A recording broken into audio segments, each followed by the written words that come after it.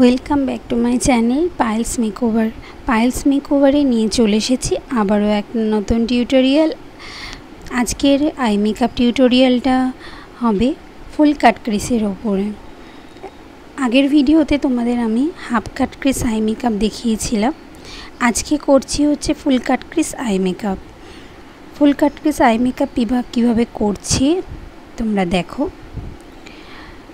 আজকে একটা হোয়াইটের ওপর লাইনার দিয়ে সিম্পলের মধ্যে আমি একটা ফুল কাট ক্রিস আই মেকআপ দেখাচ্ছি।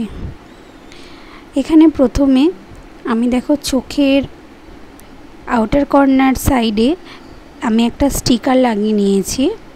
স্টিকারটা দেখে হয়তো বুঝতে পারছো।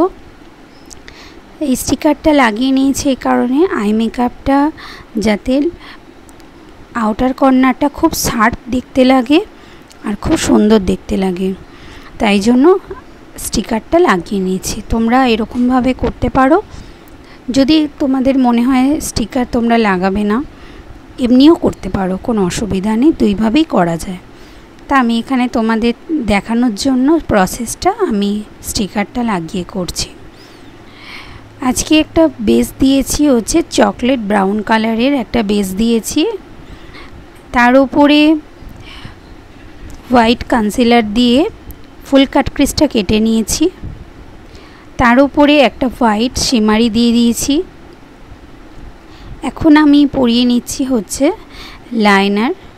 এখানে আমি ল্যাকমির লাইনার ব্যবহার করেছি। তোমরা চাইলে তোমাদের কাছে যেটা থাকবে তোমরা সেটা দিয়ে ব্যবহার করতে পারো, কোনো অসুবিধা নেই। যেটা তোমাদের সুবিধা হয় সেটা ব্যবহার করো। আমার কাছে এখন যেটা আছে ল্যাকমির, আমি এটাই ব্যবহার করছি।